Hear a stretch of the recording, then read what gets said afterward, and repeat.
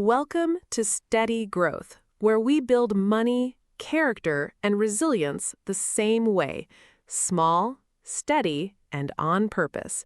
No hype, just honest steps that add up. Let's begin. Let me tell you about two people. Same job, same paycheck, same bills. And, I want to be clear, the same good intentions. The first one means to save. Every month, they genuinely plan to move a little money over as soon as they see how the month shakes out. And every month, the month shakes out the way months do. The car needs tires, the birthday party sneaks up, the card balance is higher than they remembered, and by the time they look, there's nothing left to move. Now, here's what I don't want you to miss. This person is not lazy, and they are not bad with money. They're doing something genuinely hard, trying to win a small fight against themselves every single month at the exact moment they're most tired. And if that's you, I want you to hear me. I see you, and this is good news. Now, the second person. They haven't thought about saving in 2 years, not once, and they've quietly saved more in those 2 years than the first person has in 10, because one ordinary Tuesday, a long time ago, they made a single decision. The day the paycheck lands, the bank moves a little money into savings automatically before they ever see it. That's the whole difference. Not discipline, not income, one decision made once on one good day. Today is about that decision and about why automating the right thing quietly beats willing yourself to do it every time. So if you're that first person right now, stay with me. The gap between these two lives is smaller than it looks, and you can start closing it this week. Here's the thing nobody warns you about good intentions. They have no memory. Deciding to save isn't one decision, it's the same decision over and over, every payday, forever. And there's a quiet truth about being human that makes this brutal. Every choice you make pulls from the same limited tank of mental energy. Psychologists call it decision fatigue. By the end of a long day, or the 20th of a long month, that tank is running on fumes. So any plan that depends on you choosing the hard thing again and again really depends on you being at your best on the days you've got nothing left. And there's something sneakier still. The moment of choosing is exactly where temptation likes to wait. Every payday, the money sits in your checking account, visible, spendable, and there's an open door marked just this once. To save, your willpower has to win every single one of those moments. To not save, spending only has to win once. That's not a fair fight, and it was never meant to be. You will not out-discipline a system that asks you to make the right call 300 times in a row. But here's the good news. You don't have to. You make the call once, and then you step out of the loop. So let's name the tools simply. Automation is just this. A good decision made once on a calm day that then carries itself out forever. No willpower required, no memory required, no perfect Tuesday required. It's the automatic transfer to savings on payday. It's the retirement contribution that comes out before the paycheck ever reaches your hands.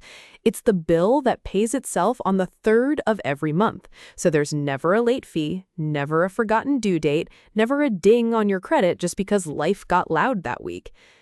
There's an old money idea underneath all of this, almost a century old. Pay yourself first.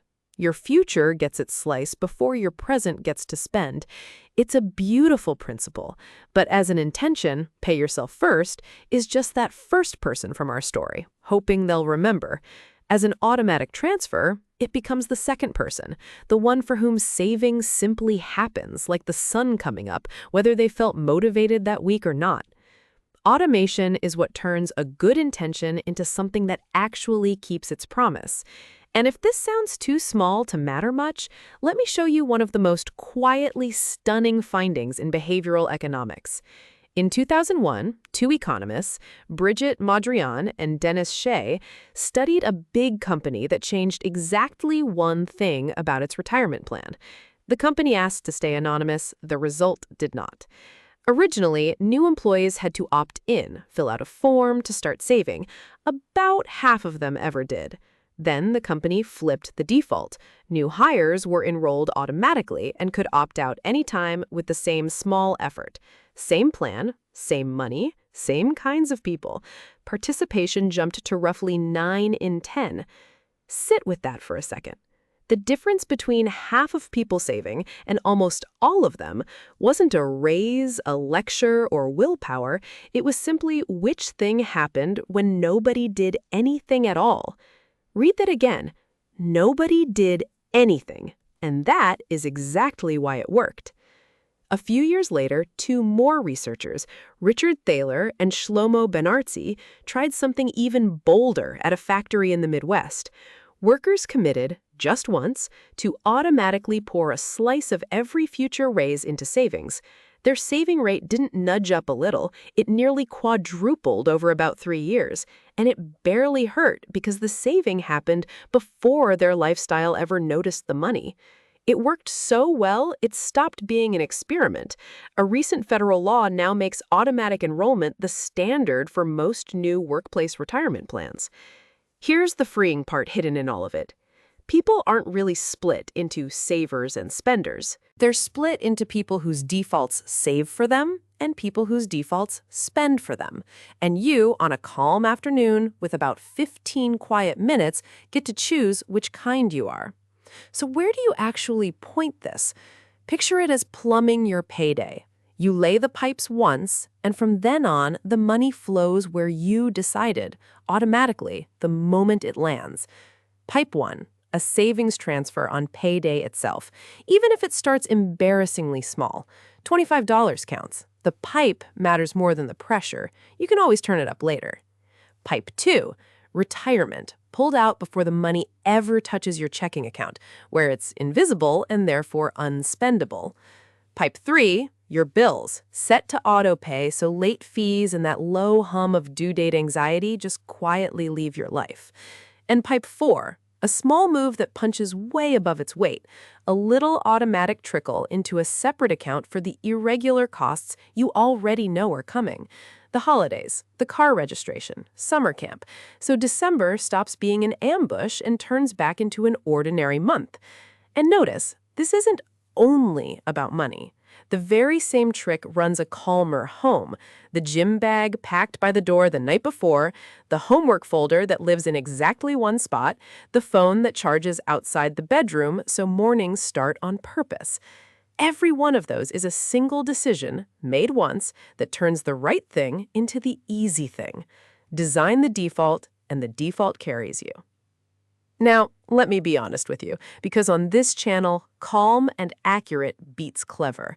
And automation has two edges. First, to automate is not to abdicate. A system you never glance at can quietly drift. The bill that crept up, the transfer that no longer fits your income, the plan that made perfect sense 2 years ago and doesn't now. So the move is gentle and simple. Automate, then audit. Set the machinery running, then check the gears on a calm schedule. About 15 minutes once a quarter. That's genuinely enough. Second, and this one matters, the very same force that can work for you is already being aimed at you. Every subscription that renews itself, every free trial that quietly becomes a charge, every one-click purchase, those are automations too. Someone else designed them with their interests set as your default. Companies learn the power of decide once long before most households did. So part of taking this seriously is a sweep in the other direction. Go find the automatic payments you never really chose and switch off the ones that aren't earning their keep. Make your defaults yours, picked on purpose, pointed at your future, instead of inherited from whoever set them up to profit from your autopilot. And before we land this, I want to talk straight to the person who's been doing the hard version this whole time, saving by hand or meaning to and quietly feeling a little behind. Life is busy. You've been carrying real things, work, kids, the 100 small fires of an ordinary week, and you've been doing your best with the energy you had. That counts. It really does. So hear this clearly. The months and years where saving didn't happen don't get a vote in what you do this week. None of this asks you to become a more disciplined person or to feel 1 ounce of guilt about the version of you who hasn't gotten to it yet. It asks for one calm decision made one time, and then it works for you on every busy day after, including the tired ones, especially the tired ones. You are not behind. You're right on time to set up the thing that makes saving simply happen from here on out. Every person who ever got this right started exactly where you are right now, one quiet decision away from a very different 10 years. So here's the whole idea to carry with you. You don't rise to the level of your good intentions, you fall to the level of your systems. So stop scheduling battles between your goals and your willpower, because willpower has to win every time, and temptation only has to win once. Instead, pick the few money moves that matter most, the saving, the retirement, the bills, and turn each one into a decision you make exactly once on a calm afternoon at your best. Then let the machinery carry it on every other day. And here's my challenge to you. Small on purpose. Pick one thing, just one, and automate it this week. The savings transfer, one bill on autopay, $25 that moves itself every payday. If you can, do it today. It takes about as long as this video did. Because the most reliable version of you was never the most motivated one. It's the version that built the system once and then stepped out of the way. And here's the kindest part. You've got this. Not because you'll summon more willpower, but because you won't have to. Make the right thing the default. And the right thing starts happening by default. That's not a trick. That's steady growth running on rails you laid yourself. If something here was useful today, the best thing you can do is use it tonight in one small way. And if you'd like to keep growing with us, you're welcome in our tribe at familycreative.org. It's where we gather the tools and resources we build for people doing this on purpose, and where you can learn more, share what's working, and help someone a few steps behind you. That's the whole point. Small, steady, together. Be kind, try hard, do the work, build the family. We'll see you in the next one.